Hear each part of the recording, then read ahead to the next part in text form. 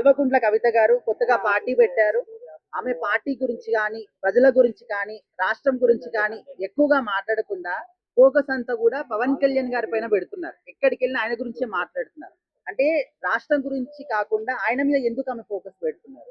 కవిత గారికి రాష్ట్రం పైన ఎటువంటి బాధ్యత లేదు. ఉమ్, ఎలాగోలాగా కొంచెం నేను ఐపికెళ్ళాలని ఆలోచనతోటి పవన్ కళ్యాణ్ గారికి టార్గెట్ చేస్తే నాకు కొంచెం నేను పోటీ చేస్తే 2, 3 స్థానాలైనా వచ్చే అవకాశం ఉంటుందని కవిత గారి ఉమ్, ఆలోచన. ఉమ్, ఆ వచ్చే ఛాన్స్ లేదు. మీరు ఉమ్, ఎంత వరకైతే పవన్ కళ్యాణ్ గారికి టార్గెట్ చేస్తారో ఉమ్, అంత కింద కవిత గారు వెళ్తారు. ఉమ్, పవన్ కళ్యాణ్ గారి పార్టీ జనసేన తెలంగాణలో కూడా అంత ఉమ్. పైకి వస్తుంది. ఉమ్.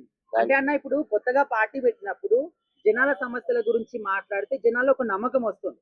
కానీ ఇక్కడ జనాల గురించి కాకుండా కంప్లీట్ ఫోకస్ అంతా కూడా పక్క రాష్ట్రంలోని డిప్యూటీ సీఎం పైన ఫోకస్ పెట్టారు. అంటే ఆయన గురించి మాట్లాడితే జనాలకు ఎక్కువ తెలుస్తారన్నా లేకపోతే ఎందుకని? లేదు లేదు, జనాల కోసం మాట్లాడే ముందు వాళ్ళ నాన్నగారు 10 సంవత్సరాలు సీఎంగా ఉన్నప్పుడు ఏ రోజే కానీ కవిత గారు ఏ రోజునైనా సరే జనాల కోసం మాట్లాడారా? లేదు. జనాల కోసం ఏమైనా పట్టించుకుంటారా? లేదు. ఈ రోజున జనాలు ఎందుకు గుర్తుకొచ్చినారు అని నేను అడుగుతున్నా. ఆ, పవన్ కళ్యాణ్ గారికి టార్గెట్ చేయవలసిన అవసరం ఏంటి?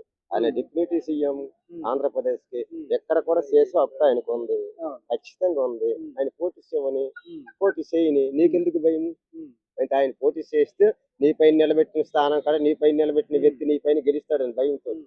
అంటే అసలే కొత్త పార్టీ కదా కొత్త ఎవరు? పార్టీ ప్లస్ ఇక్కడ యూత్ ఎక్కువ ఉంది, ఉమ్, దాని ప్రజలు కూడా ఆదరించే ప్రజలు ఉన్నారు కాబట్టి కవిత పైన జనసేన క్యాండిడేట్ ఉమ్, ఆయన పైన కూడా గెలుస్తాడని భయంతో ఉమ్. పవన్ కళ్యాణ్ గారు కవిత గారు టార్గెట్ చేస్తారు. అంటే రీసెంట్ గా తెలంగాణకు సంబంధించి ఒక సినిమా పేరు మీద విషయంలో కూడా చాలా కాంట్రవర్సీ జరుగుతుంది, ఇడుపు కాగితం అని.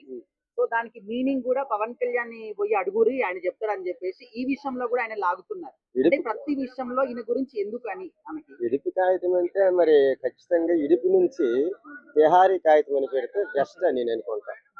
ఎందుకంటే ఆమెకి అది కొత్త కాదు కదా, ఒకసారి వెళ్ళి చాలా రోజులు ఉన్నారు కాబట్టి అనుభవం తెలిసి వచ్చినారు కాబట్టి తివారీ కాగితం అనే సినిమా పేరు పెడితే ఉమ్, టైటిల్ సూపర్ గా ఉంటాయి. ఉమ్. మరి మంచి సినిమా కూడా మంచి మూవీలోకి వెళ్తుంది. ఓకే అన్న, ఒక మాటలో చెప్పండి, కవిత గారి పార్టీకి కానీ ఆమెకి కానీ మంచి పేరు రావాలి అంటే ఈ విధంగా పక్క రాష్ట్రం వాళ్ళ మీద మాట్లాడాలా లేకపోతే మన రాష్ట్రంలో జనాల గురించి మాట్లాడాలా? పక్క రాష్ట్రం కోసం నీకు సంబంధం లేదు, మాట్లాడొచ్చు. పక్క రాష్ట్రంలో కూడా నువ్వు కూడా పోటీ చేయొచ్చు, తప్పులేదు. కవిత గారు కూడా పోటీ చేయొచ్చు. పక్క రాష్ట్ర జనాల కోసం కూడా మాట్లాడొచ్చు, అభివృద్ధి కోసం కూడా మాట్లాడొచ్చు. ఎక్కడ ముందు నువ్వేం చేసినావు గత 10 సంవత్సరాల్లో అది ముందు ప్రజలకు తెలియజేయు. అంతా ప్రజలకు తెలుసు నువ్వేం చేసినావు అనేది. నీకు నమ్మే పరిస్థితిలో లేరు. నీకు ఎంతమంది నాయకులు విమర్శించినా లేదు. అందులో కూడా ఖచ్చితంగా నువ్వు లాస్ట్ బీఆర్ఎస్ కే వెళ్తావు. ఎందుకంటే దాదాపు కొంచెం డబ్బుల కోసం మీ తండ్రి నుంచి ప్లానింగ్ మీ తండ్రి నుంచి గౌరవనీయులు ఎక్స్ ముఖ్యమంత్రి గారు కల్వకుంట్ల చంద్రశేఖరరావు గారి నుంచి మరి మీ అన్నయ్య కేటీఆర్ గారి నుంచి కొంచెం డబ్బులు ఆశిస్తున్నావు. వాళ్ళు కొంచెం ఎంతో కొంత డబ్బులు ఇచ్చిస్తే కనుక ఈ టీఆర్ఎస్ పార్టీ అనేది పక్కకి వెళ్ళిపోయి బీఆర్ఎస్ లోకి వెళ్ళే అవకాశాలు కవిత గారికి ఉన్నాయి 100%.